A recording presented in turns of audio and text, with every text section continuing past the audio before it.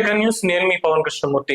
Social మీడియాలో ఒక message చక్కర్లు కొడుతుంది. ఏంటంటే వైఎస్ఆర్సీపీ తరఫున ఎంపికైనటువంటి నెగ్గినటువంటి ఎమ్మెల్యేలు 10 మంది, అంటే జగన్మోహన్ రెడ్డిని పక్కన పెడదాం, 11లో ఆయన పక్కన పెడితే మిగతా 10 మందికి ఇదొక సూచన అని చెప్పి సోషల్ మీడియాలో ఒక వార్త అనేది సర్క్యులేట్ అవుతోంది. ఇది వాళ్ళకి చేరే వరకు కూడా మనం పంపించడం అనేది బాధ్యత. కాబట్టి వైఎస్ఆర్సీపీ ఎమ్మెల్యేలకి విజ్ఞప్తి, మీరు ప్రజాప్రతినిధులుగా సభలో అడుగు పెట్టారు. ఎమ్మెల్యేలుగా మీ బాధ్యత రాజ్యాంగం ప్రకారం నడుచుకోవడం, అంతేగాని ఇప్పటికీ జగన్ బానిసలుగా మాత్రం నడుచుకోకండి. ఆయనకి ఆయన పక్కనున్న ఒకరిద్దరికి కేసులు, ప్రజా వ్యతిరేకత ఉండి మొహం చెల్లక సభకి రాలేకపోవచ్చు. వాళ్ళ కోసం మీ ఆరాటం ఎందుకు? కనీసం మీ ప్రమాణ స్వీకారానికి కూడా ఉండని ఆయనతో మీరు ఎందుకు కలిసి నడుస్తారు?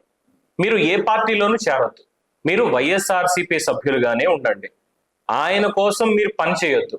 ఆయన వాకౌట్లు, డకౌట్లు అన్ని మీరు ఫాలో అవ్వద్దు. ఇంతటి గాలిలో కూడా ఎదురొడ్డి గెలిచారు అంటే మీలో కొంత ప్రజాభిమానం ఉంది, అంటే మీ మీద కొంచెం ప్రజాభిమానం ఉంది. రాజకీయ సమాధిలోకి మీరు పోకండి. ఆయనంటే రేపో ఎల్లుంటే జైలుకు పోతాడు. పై వాళ్ళు అలా డిసైడ్ చేశాకనే ఈ ఎన్నికల తంతు మొదలైంది. కాబట్టి ప్లీజ్ టేక్ కేర్. కరెక్ట్ గానే చెప్పాడు మిత్రుడు, ఎవరో గాని బాగానే చెప్పాడు.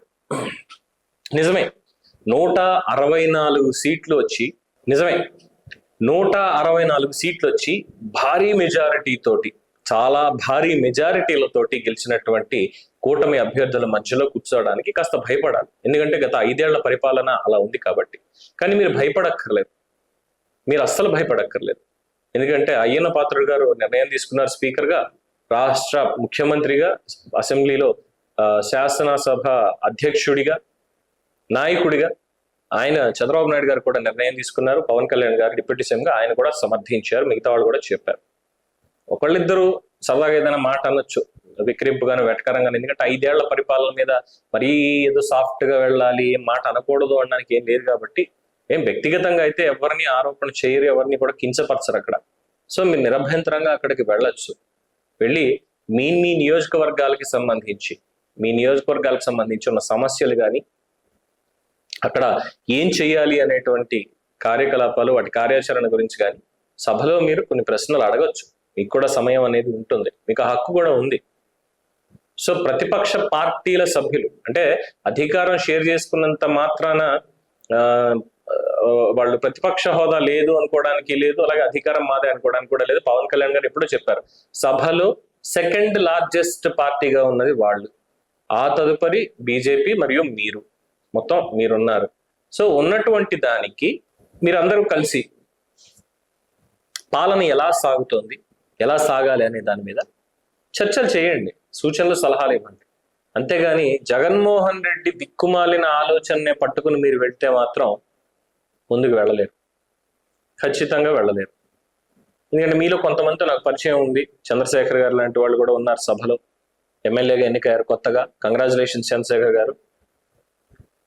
దయచేసి మీ పార్టీ సిద్ధాంతాలని పట్టించుకోండి, కానీ జగన్మోహన్ రెడ్డి సిద్ధాంతాన్ని మాత్రం పక్కన పెట్టేసేయండి. ముందు మీరు ఒక ఎమ్మెల్యే, ఒక పార్టీ రిప్రజెంటేటివ్ అనేది పక్కన పెడితే మీరు ఒక నియోజకవర్గానికి ఎమ్మెల్యే. ఆ ప్రజలు మిమ్మల్ని ఎన్నుకున్నారు.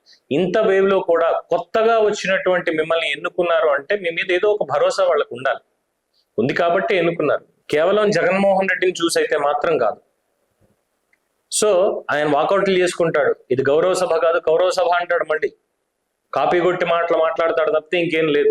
చేసిన తప్పులన్నీ చేసేసి ఇప్పుడు వచ్చి మళ్ళీ ఇంకేముంది, కళ్ళు మూసుకుంటే 5 ఏళ్ళు అయిపోతాయి, కళ్ళు మూసుకుంటే 5 ఏళ్ళు అయిపోయాయి ఆల్రెడీ అన్నటువంటి దిక్కుమాల స్టేట్మెంట్ ఇచ్చాడు. అలాగే ఉంటాయి ఆయన ఆలోచనలు కూడా. ఆయన స్వార్థానికి అయితే ఆయనకు ఆలోచనలు చాలా ఉన్నతంగా ఉంటాయి, ఆయన సొంతంగా చేసుకునేదానికి. కానీ రాష్ట్ర ప్రజలకి, ఎమ్మెల్యేల దగ్గరికి వచ్చేసరికి అలా ఉండదు. సో కొత్తగా వచ్చిన వాళ్ళకి కూడా చెప్తున్నారు, దయచేసి ఈ 11 మందిలో ఉన్నటువంటి మీ కొంతమంది ఎమ్మెల్యేలు మాత్రం దయచేసి, ఎందుకంటే పెద్దిరెడ్డి లాంటి ఆయన వినడు, ఆయన జగన్ తోటే ఉంటాడు, లేదంటే బీజేపీలో చేరిపోతాడు. అలాంటిది అయితే ప్రాబ్లం ఖచ్చితంగా ఉంటుంది. ఆయన చేరుతాను అన్న బీజేపీ వాళ్ళు చేర్చుకుంటారన్న నమ్మకం అయితే లేదు ప్రస్తుతానికి. సో పక్కన పెట్టేద్దాం. అలాగే ఆయన తోటి నడిచేటువంటి ఇంకో 2 ఉంటారు. సో వాళ్ళని కూడా పక్కన పెట్టేస్తే ఇక మిగిలిన వాళ్ళు, కొత్తగా ఎన్నికైనటువంటి వాళ్ళు, మీరు మాత్రం ఖచ్చితంగా నియోజకవర్గ అభివృద్ధి కోసం పాటుపడండి తప్ప జగన్మోహన్ రెడ్డి బాటలో నడవద్దు. ఎవరు సోదరు చెప్పినట్టుగా మీరు అసలు ఏ పార్టీలోనూ చేరకండి, మీరు అక్కడే ఉండండి, మీరు వైఎస్ఆర్సీపీ పార్టీగానే ఉండండి. ఉండి సమస్యల మీద మీకున్నటువంటి అభిప్రాయాలు తెలియజేయండి, వాటికి సొల్యూషన్స్ ఏం రాబట్టాలనేది చెప్పండి. సభలో మీ గొంతు గట్టిగా వినిపించండి.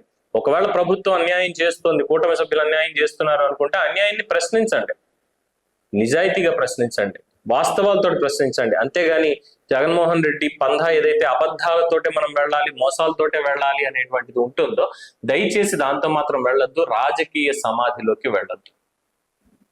అట్లీస్ట్ మీరు ఇదైనా ఆలోచించండి అనేది చెప్పేటువంటి ఒక సూచన. సో ప్రజలు మరి మీ అభిప్రాయాన్ని కామెంట్స్ రూపంలో తెలియజేయండి. చూస్తూనే ఉండండి ఐకాన్ న్యూస్. నేను మీ పవన్ కృష్ణమూర్తి.